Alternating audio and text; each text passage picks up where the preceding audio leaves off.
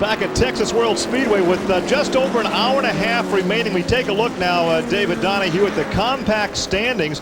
Jason Engel now once again with the lead. He is in the car he shares with Peter Tonelli, and those teammates have won the last two outings, and they are tied for the lead in the compact drivers' points. Yeah, we were commenting earlier how the 65 car seemed to have such a great advantage when it came in for a relatively long stop to do a driver change in fuel and maintain the lead.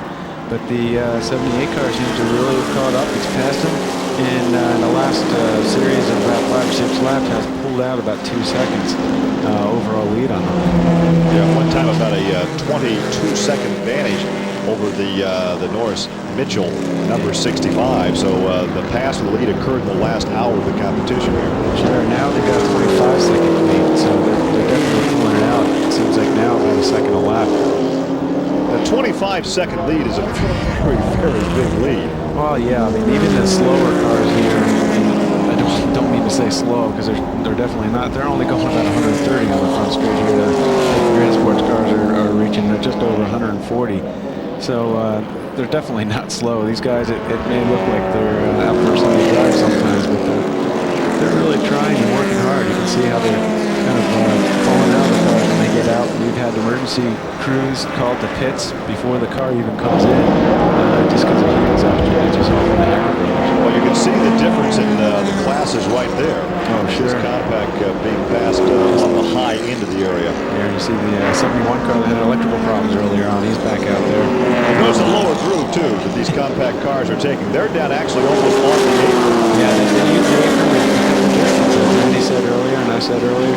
And then they have to get up high just so they can get an angle down into turn one. Because turn one is now, as we're hearing from the comments of the driver coming up to the booth here, it's getting really slippery. Cars just get loose. And a look there at the Miata that runs in third place in the compact class. So we actually have, once again, if you've just joined us, 4 classes racing for 6 hours here on the 1.9-mile road course in College Station, Texas at Texas World Speedway. And we still have just about an hour and a half of competition to go. Now with just under an hour and 20 minutes to go, there is a look at your lead car, the number 20 Mustang of Boris Said and Sean Hendricks. And they have a comfortable 2-lap lead right now. John Heinrichsey rides in second position, car 32. Then Joe Varney stays behind the wheel of car number 70. Cat Teasdale in fourth. And Craig Conway now in the 5th position. The top 5 overall, the top 5 in the Grand Sport. And there is a second place, car number 32, John Heinrichsey, who just a little earlier had a problem that we'll talk about. But right now in the broadcast booth with us is one of his team drivers, Terry McDonald-Cachu. And earlier, you had an early out. You parked your car about 3 hours in. But what is your teammate doing down there? Well, the track's probably starting to get a little greasy, and he probably just went in a little too hot and got the rear end a little out. But he's a good driver. He's back on, and I'm sure he's full charge now. Your car actually started 4th on the grid, but you were out after about 3 hours. What happened? We started 4th. We were doing really good, and then all of a sudden the Goodwrench PPG Firebird just overheated, and it got so hot that we had to pull it off, and we think we might have hurt the engine a bit. Only 2 young ladies in competition today, and Cat Teasdale, the other one now in the 4th position. And obviously it's frustrating as a driver to have a mechanical problem, have to sit and watch the rest of the team out there enjoying a hot afternoon. It's really hot. It's really, really hard. And the hardest part is last week, John Heinrichsey and I came off a 2nd place finish at Atlanta. And so we were really hoping to do the same thing again this weekend. But, oh well, that's racing there, so they say, you know.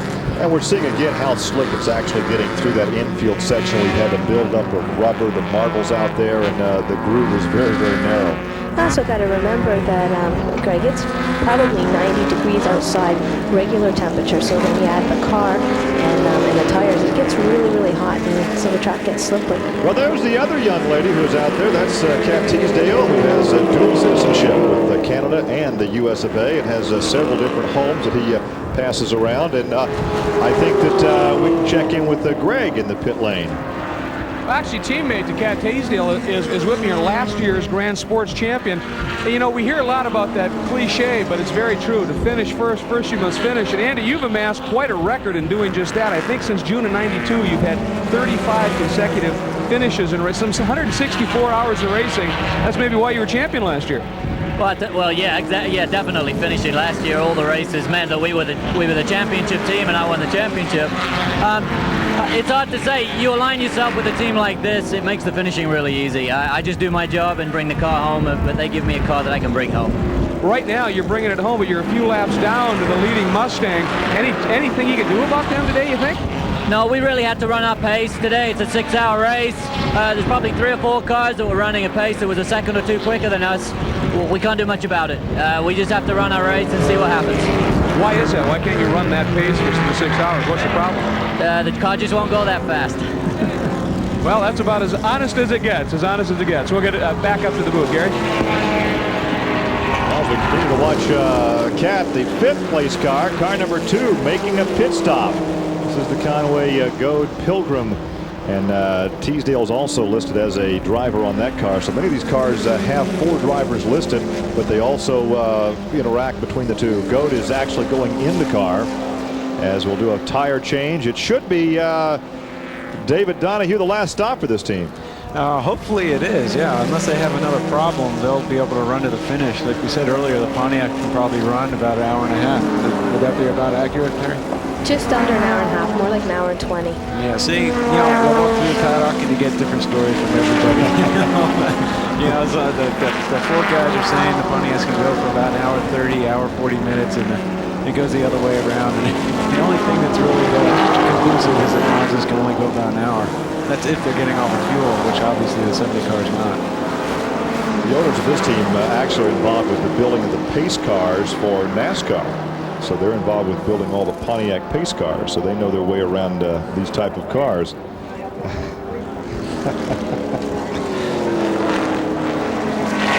Now, you're talking about the runaround that you're getting from all the drivers you go talk to. Just remember, when those of us in the media come to you, David, we want a straight answer, all right? I always do this. We have completed 234 laps, and so far we have gone flag to flag yellow. This race last year went without a yellow, and it looks like we could. Let's not jinx it. Looks like we could go the distance today. There's a lot of space to run around here, and cars can go off without hitting anything. And if they do hit something, they're usually ended up going so slow by the time they hit something that no damage happens to the car. We saw that earlier coming out of the infield carousel. Mustang appeared to us pretty deep into the tire wall, and he just backed it out and drove it back to the pits and checked it out, put some more fuel in it, and pits anyway, just back out there. Of course, we talked earlier about our Speedway coverage at Le Mans coming up in June, and you take a look at some of the top qualifiers. They had really the pre-qualifying qualifying, if you will, because they narrowed the field from 100 and some entries down to about 78, and you can see the Taylor Pace Sharp car that won Daytona and Sebring 3rd so far, and Mario Andretti is in 4th. And look at this, car 32, your 2nd place car now, is once again spinning down there. So could the tires be going away? Last time John came in, or Stu came in, the tires were all blistered when they changed them. So I would say that the tires are starting to go away. Very often what happens is when the track gets greasy like this, they do a lot of sliding around. You can see the leader was chasing down 2nd place to put him another lap down. He was 2 laps down already, and he just drives it hard into the corner and slides run around. That's about as sprint car as you can get, I think. John definitely. He's been watching a lot of Saturday Night Thunder, I think. Well, never ever lifted through that whole thing. See what kind of rooster tail he can get. Yeah, he has excellent car control. These old-time racers, they just know how to handle a car. If it's half on pavement, whatever. It's late in the race, the tires are going away, and the drivers are getting tired, but we're coming back to give you some more action. As we come back to Texas World Speedway, we show you the pit action as your leader makes what could be and should be the last pit stop for the number 20 Mustang. As apparently no driver change. Yes, they are. They did make a driver change in that thing, and they're changing the tires. So David Donahue, this should do it for the team that now has a 2-lap margin. Sure. Look at Forrest in there. Just looking at it, they're all pretty happy with how they're doing right now. The team's taking their time, being very careful. Looks like they're just finishing up on the right rear there, and now all they're waiting for is fuel. Team's really got it together. Boris said there took a brief respite on the pit wall as he climbs out. Let's go down pit side, Jeff. Okay, the 20 car has just come in for their final stop, or what should be anyways. Boris said get out of the car. Looking pretty good, pretty refreshed there for a nice drive. And Sean Hendricks is now in. No tire change, just fuel going in. And as we know, it takes a while to put that Exxon gasoline in these cars with the stock refueling systems. I'm going to try to get a word with Boris. Get a little water there. He is a little bit hotter than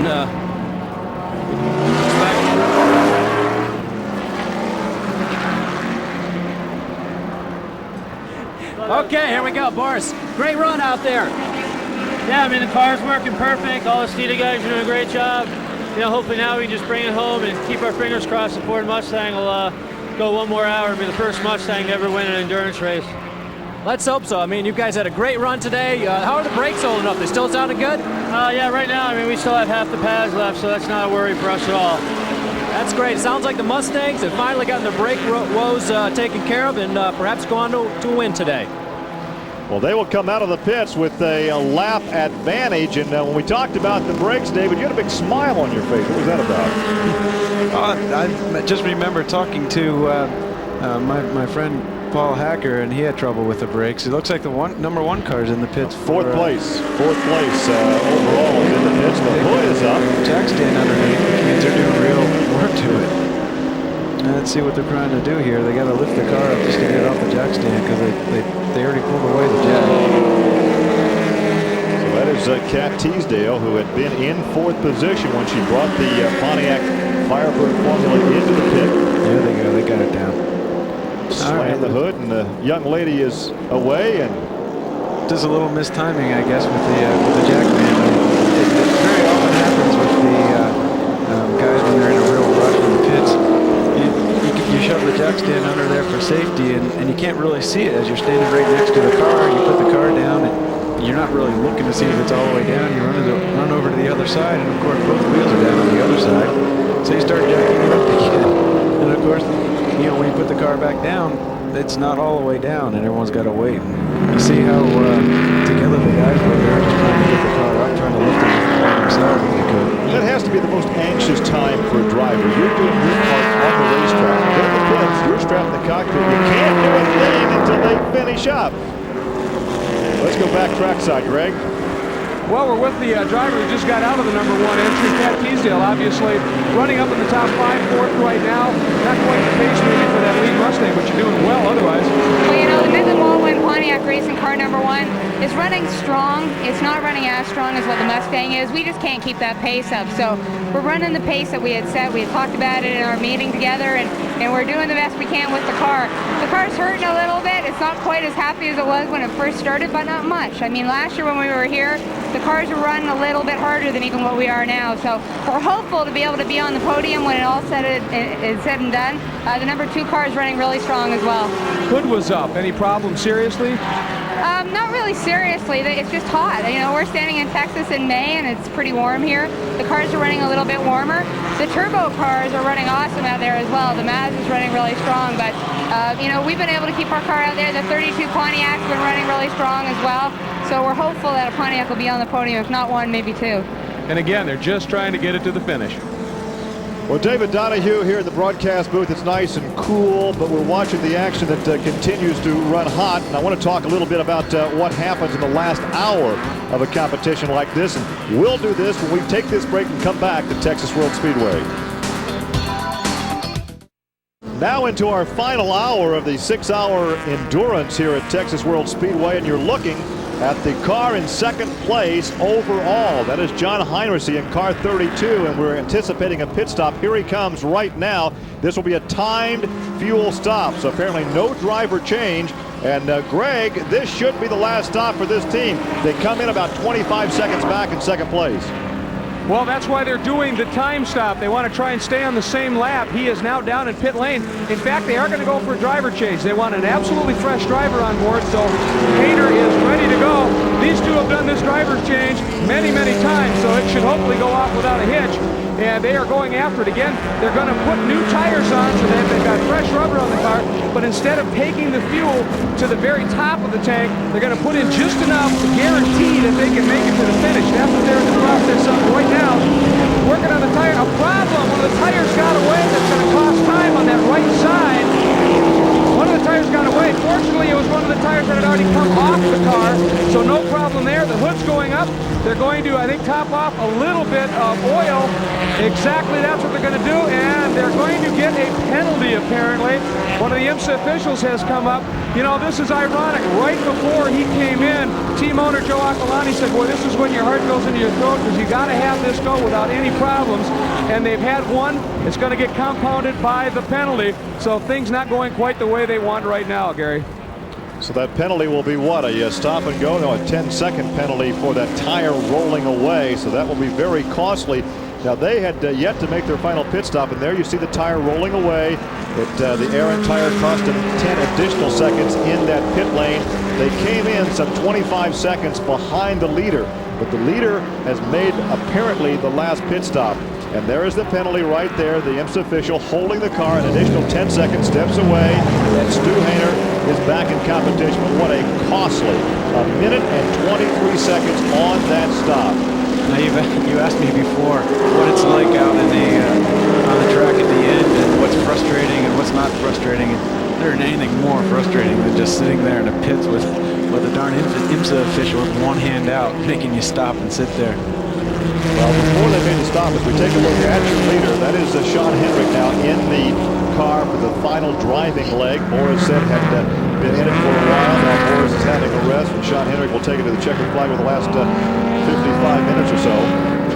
They now have about a 1 lap lead, a little bit more than a 1 lap lead, so they really have to take it easy, make sure that they don't hit anyone or no one hits them. So they got the brakes apparently figured out so they can run the distance on that. And from what it looks like going into turn 1, that they've done a real good job conserving their brakes and really able to kind of slide the car in. Is it not a concern, David, at this time of the race to become almost too conservative and get out of a certain rhythm? Well, sitting here talking to Terry, that's one thing I never consciously realized. The hard thing about this track, and it's really the only thing that's hard about this track, is creating a rhythm. You're out on this real wide open expanse of an oval, and you kind of get out of a rhythm, and then you go flying into turn 1, which is actually a pretty high technique kind of a turn, and now it's getting very slippery. You see the cars, you see the rear end really kind of tracking wider than the front end of the cars. Just watch it right there.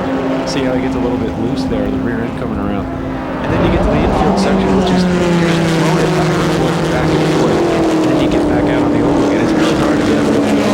There's the sports leader, 62-year-old Henderson in car 84, your top 5 in the sports. And when you talk about Terry, of course, you're referring to Terry McDonald Caju, who has joined us here in the broadcast booth. And realistically, this is really 2 distinctly different racetracks. You have a lot of time around turn, what would be 3 and 4 in the oval down the front, so to really rest and flex your fingers and take a deep breath, and in the infield is very confusing.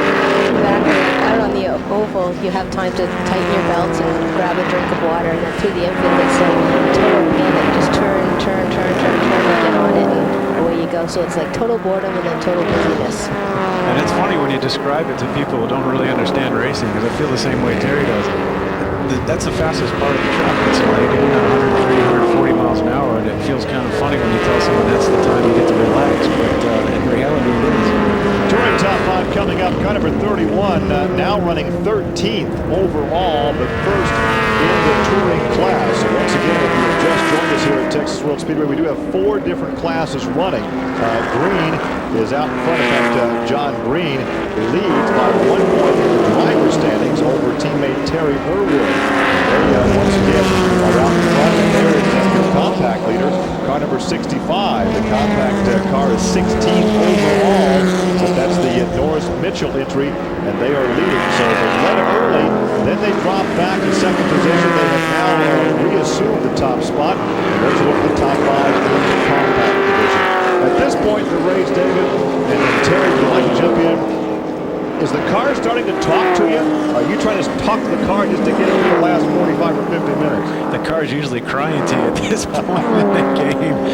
You know, we mentioned before the track's getting slick, and it's really an exponential problem because as more rubber gets laid down, it gets a little more slippery in some cases because of the heat. And what that causes is for you to actually slide the car more, which generates more heat in the tire, which rubs off more rubber in the rear, which compounds the problem. It just gets getting worse and worse and worse. So these guys are really trying hard to get the same lap times that they did earlier. That's why I see so many drivers in the car. We have gone now from the entire race so far without yellow. This is not something new. This last year, they moved out with flying green. The question is, can this car number 20, well, the probably answer my own question. It can't be that this is the brake change now because we do have, what, a two-lap advantage. But somewhat of a surprise that this Mustang has gone the distance without a brake line. Yeah, it's very impressive that they've gotten the brake figured out. As I mentioned before, Paul Hacker is a good friend of mine, and that's one of the areas that he's really trying to improve his Mustangs. He's doing all kinds of freezing brake rotors, heat treating brake, he's doing anything he can to figure out how to get the brake discs to last and get the pad to last. About this track is it's not a real hard braking track. You've got so much open space that the brakes are able to cool down, and then you get into turn one and you use the brake two or three times, and then you have a whole lot of time to cool again. All right, well, there is a look at your leader, and in the cockpit is Sean Hendricks, and he's been teaming with Boris Said. That number 20 Mustang continues to set the pace here in Texas. What do they say in the racing? It's not over till the fat lady sings. We have about 40-some minutes to go, and we're watching car number 65. That is your leader in the compact class, but look at the rear of that car, David. Does not look good. Now there's some smoke coming out there. They have some engine problems. I saw that earlier, and I just attributed it to braking smoke. You notice a lot of times, well, it's definitely not. Obviously, it's on the wrong side of the car. But you notice a lot of front-wheel drive cars will lift a rear tire, and when we're on the brakes, and the rear tire's lifted, sometimes they'll skip across the ground and get some smoke. Yeah, they had been leading, and because of this engine problem, smoking, they made a pit stop, took on some fuel. They lost the lead to the Tonelli-Engel car, and there is your new leader. David Doherty is in the cockpit right now. Car number 78 is the leader. The team drivers in this car, Jason Engel and Peter Tonelli, have won twice already this season, and they lead their time in the Drivers' Points Championship in the compact class. So as we get late in the going, machinery gets tired. That's right. We'll see a lot more attrition at this point in the race than we had throughout the early parts of the race. The battle we had going here in compact was actually very tight. I mean, we were watching this back and forth. As we commented earlier, there was only a 22-second lead or 24-second lead, and the 78 car had that over the 65 car.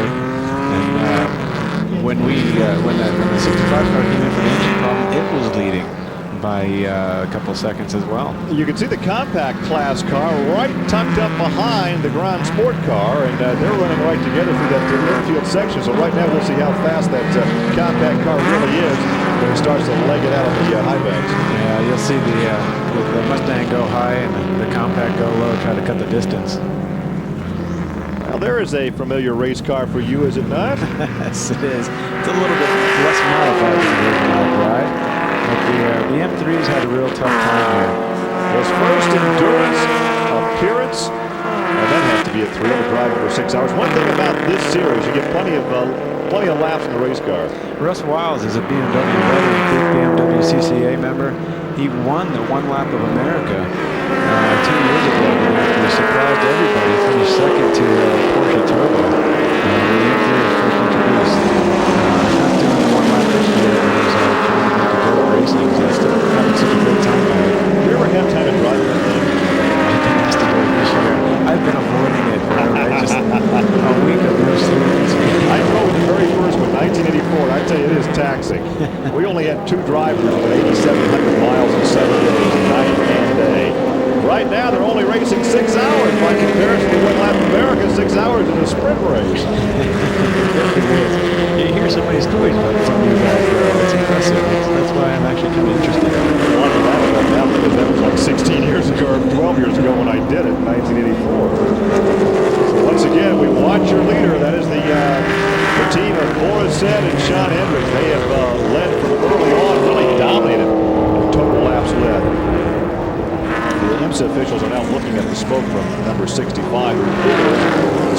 coming from the tailpipe. So the IMSA officials are checking that over, and we could yet see a black flag. Yeah, you can kind of see when he gets on and off the throttle. Whenever you see a puff of smoke, it's usually when he's going off the throttle. It's not happening when he's going full throttle as dramatically. There you see the 20 car getting a good draft off the other four. He's just pacing himself now, just the ought to be. Do you think someone from the pit lane is on the radio saying, just take it easy? Might have a show on they ought to be, because all he knows is go. They got to reel him in. He's a real fast driver. He won the BitTorrent championship last year in a BMW M5. The car that won the championship in '94. Well, we have now about 35, 36 minutes to go, and there is your lead car. A quick glance as we're going to take this break and come back to Texas World Speedway.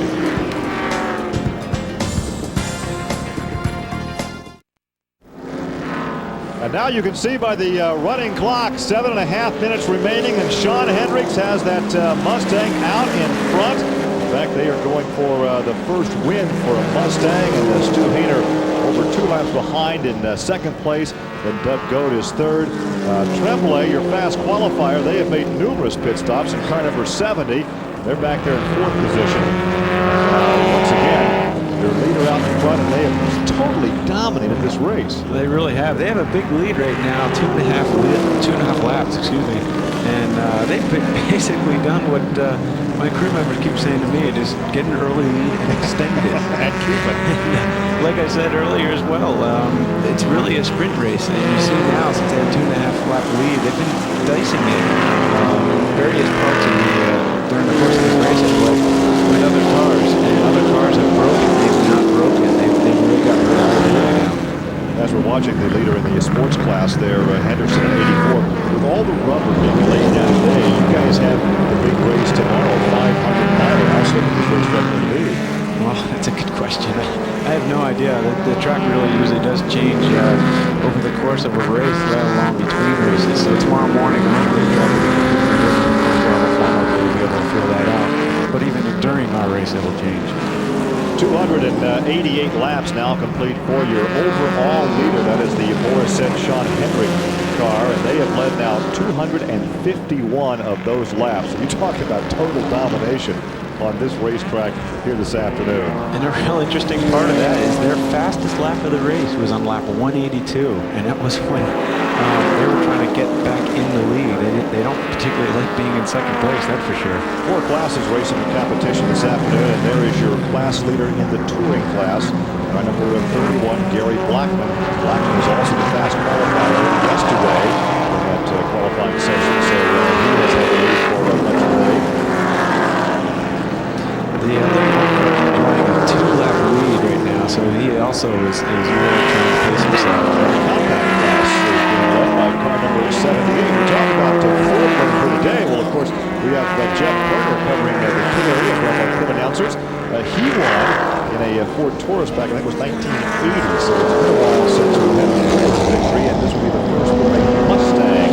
Minutes away from the boys ending up his 9th win overall. For Sean Hendricks, his 4th win, and the first Mustang. Now, we don't want to split them, though, because we still have about 5 minutes to go. Yeah, we're just putting the chicken in front of the egg here, or the cart in front of the horse, or whatever the saying goes. Of course, when you take a look at the points, we have Car of the Year honor.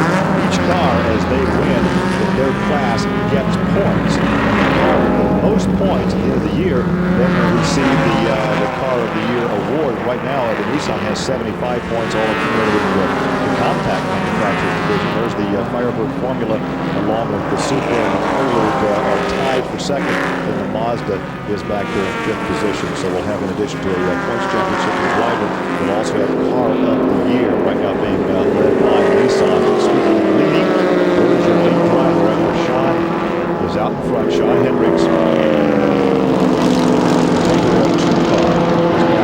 Yes. It doesn't really take that car over the last stop. The driver changes 2 pumps of fuel there. Wow, that was a real late pit stop because they're running 3rd right now, and they only have a 1-lap advantage, and really we're not sure if that's a half lap or 1 lap right now until what you call crossing the start that was just really to top off the fuel, make sure he had fuel to go the distance. So I don't think he's going to lose his position there from third. Doug Goad made that quick stop. But again, we watched the leader who has been totally dominant here this afternoon. It's surprising that they did pit that late because usually teams will try to pit early if they realize that they have a fuel problem an hour ahead of time. It's much more to their advantage to pit at that time. That way if they're using the ground, they can race for it later on. When you pit late in the race, you really don't have much of a chance to make that time up. It's also interesting to note, when you look at the number 20 car on Forest 6, Sean Hendricks, there's no body damage on that. They run a real clean race. There's just a bunch of dirt and a little bit of spilled fuel on it. These cars collect a lot of rubber from the tires that are coming off the car.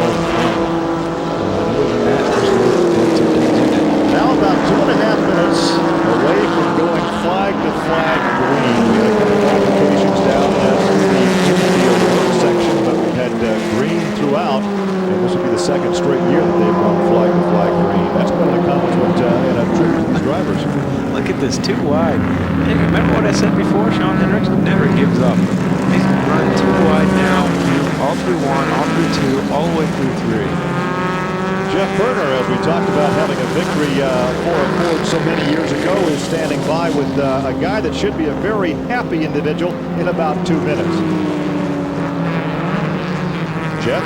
Yes, down here with Dan Perkins, owner of the 20 car, Boris said, and Sean Hendricks. Great day, Dan. You guys have just really worked hard in the past year and a half, and it's finally come together for you, hasn't it? Oh, fantastic feeling. I'm just numb. Fantastic car. Boris and Sean, excellent race. It just, words don't describe it at this point. Yeah, it's really, I tell you, the tensions are pretty high right now. Everybody's just waiting for that checkered flag to come out. And, you know, I think when it falls, there's going to be a lot of partying tonight down there in the Ford camp. Oh, absolutely. We've had a year and a half to plan this moment, so we're ready. They certainly are. 12th season for the IMSA Endurance Championship, and as we have documented, this will be the first time in the ground sport division for a Ford Mustang to take a victory, and we may anticipate the white flag the next time by. So we'll have just over a lap to go as your leader negotiates that infield section, come through turn 7 and turn 8, and then come back up onto this 22-degree banking. I don't believe what I just saw, too. Sean Hendricks actually let the Pontiac by. That's a rarity for Sean. And he must be feeling a little nervous. He really wants to finish this race, really wants to win. They're screaming on the radio, be careful, take it easy, let anybody run by you that wants to go by. Don't mess with this guy. Because the lap before, he raced too wide in the first 3 turns of the track. They do have this leading race. First of all, the two drivers have to be real confident with each other, but the cars have to be working pretty well, too. We are headed for almost a 3-lap victory for the Mustang, and the white flag is out. Jim Sidley has the white flag out. One more lap to go as we follow Sean Hendricks around. He'll follow the Pontiac. Now, if the Pontiac was smart, the Pilgrim Tisdale Pontiac, they actually lift a little bit, let Sean by, because if they end up finishing in front of Sean or going across in front of Sean, they have to go home the lap. You know, at this point in the race. As much as you want to race and you want to win and all this stuff, but you don't want to just keep driving around and around and around. But, you know, if they cross the start-finish line ahead of the 20 car, then technically the 20 cars finished the race, but they haven't, even though they're only 6 feet apart. So the 20 car will have to race for a whole nother lap. All right, final lap here at Texas World Speedway. Negotiates the infield section, comes up on the 22-degree banking, and he's headed through the final corner. Jim Sidley will have the checkered flag out as Sean Hendricks will bring home the white Mustang number 20. Yeah, he looked pretty smart there. Number 2 car just let him go by. Watching for the checkered flag. There it is. 6 hours and the victory as the crew looks on in jubilation. Boris said there with the baseball cap on, a congratulatory handshake all the way around. A victory for Ford. That's great. It's our first victory here in Grand Sports. And the 32 car hangs on for second. And the 70 car, believe it or not, the car that pitted, I don't know, must have been almost a dozen times. It seemed like every half hour he was coming in for a pit stop. And he he still ends up 4th place. Yeah, Vardy and Tremblay made about 9 or 10 pit stops as your Victor being saluted by the turn marshals around the track. And for Sean, that was his 4th win overall. Here comes the touring leader. The touring victory goes to Gary Blackman, who started from what would be his pole position. He was the fast qualifier for that event, for that class. And Sean Hendricks picks up his 4th win. As we said, Boris said, his 9th win overall. That was the 4th win for Blackman. His teammate Green, his 23rd winner. 62-year-old Tom Henderson takes the victory in his class. Who says you have to be a young man to go racing? Certainly not me. 62 years of age, and he keeps on winning, and he has a fantastic winning average so far over the past few years in IMSA competition. And there's your compact class as David Doherty takes the compact class championship here at Texas World Speedway. This win for Nissan in the compact division should really help them in the Car of the Year awards. So we'll take a break, come back, and visit with the victor. Stay with us. After 6 hours of endurance championship racing, we are ready to take you to Victory Lane to visit with Boris and Sean. Here once again is Greg Creamer. Gary, a very happy group of people down here in Victory Circle. An absolutely dominating performance for the Mustangs' first win in this type of racing. Just a great performance. Sean Hendricks, one of the 2 drivers on board. And Sean, first of all, this must be very special for you for a couple reasons. One, you had that tough wreck at Sebring. You had to come back from some broken ribs. It didn't seem to bother you at all today. Of course, I'm sure winning makes that pretty pleasant. How rare is it to have a car that is just this phenomenal? You hardly ever get one like this. It's been a long time since I've had one. The whole Steeda team worked very hard on this car. This win's been a long time coming for this team. We had a race down at Daytona that we should have won if I wouldn't have made a mistake down there. But sure, I'm glad for Ford and the whole Steeda team to win this race. Absolutely, and Boris, of course, a great effort as well. And, you know, we talk about the car that didn't have to do brakes, it just ran like a clock. But let's take a look at this car. There's not a scratch on it. The drivers did a superb job as well, staying out of trouble. That's tough to do for 6 hours. Yeah, I mean, Steeda prepared a really good car, and I mean, it's a whole team effort. You know, these guys have been working really hard. They're a good bunch of guys. Daryl from Roush helped out, Steeda, all the rehab pathway people, and you know, me and Sean just drove the car around, had a good time, and didn't hit anybody, and we won. So that's a pretty good day. Very happy indeed. Again, the crew pumping some fists down here. They are happy. Gary? First win for a dominant Mustang. In fact, unofficially, they led 258 of 294 laps. And Grand Sports unofficial results, of course, Sayden Hendricks the victor over Hanon Heinrichsey. There was the Conway Goad car in 3rd position. Then Tremblay and Vardy from the pole finally finished 4th after making about 10 or 12 pit stops. And there is the 5th position.